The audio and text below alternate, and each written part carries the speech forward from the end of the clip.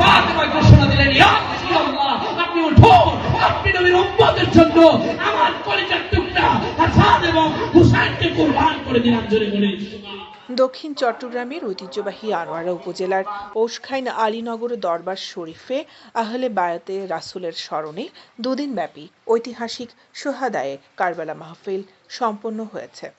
গত শনিবার ও রবিবার ওশখাইন শাহ আলী রজা আলিম মাদ্রাসা ময়দানে ৯ নং পরিকোড়া আহলে সুন্নাত ওয়াল জামায়াতের ব্যবস্থাপনায় এই কারবালা মাহফিল অনুষ্ঠিত হয়।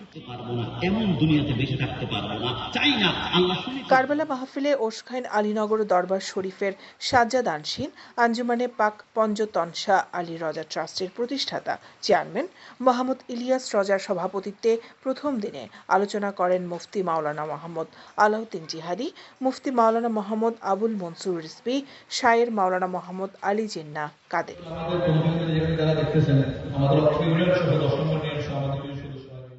দ্বিতীয় দিনে আলোচনা করেন আল্লামা মুফতি মোহাম্মদ ফখরুদ্দিন আল কাদেরী, মুফতি মাওলানা মোহাম্মদ গোলাম রাব্বানী কাশিমি, মাওলানা মোহাম্মদ এনায়েতুল্লাহ খান কাদেরী। মাহফিল পরিচালনা করেন মাহফিল পরিচালনা কমিটির চেয়ারম্যান শাহজাদা মাওলানা মোহাম্মদ আব্দুল কাদের চাঁদ মিয়া, মহাসচিব মোহাম্মদ হাসান জিয়াউল ইসলাম, শাহজাদা মাওলানা মোহাম্মদ নিসার মিয়া। এছাড়া মাহফিলে ওশখাইন দরবারের সকল সাজ্জাদানশীন পীরজাদা, শাহজাদা, দরবারের ভক্ত মুরিদান ও দেশ বরেণ্য আলেম ওলামা সহ ধর্মপ্রাণ মুসল্লিরা উপস্থিত ছিলেন।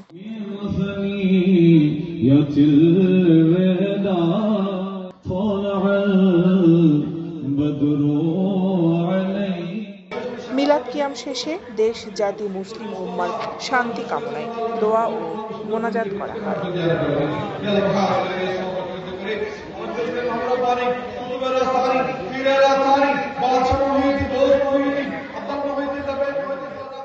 দৈনিক আজাদী নিউজ ডেস্ক।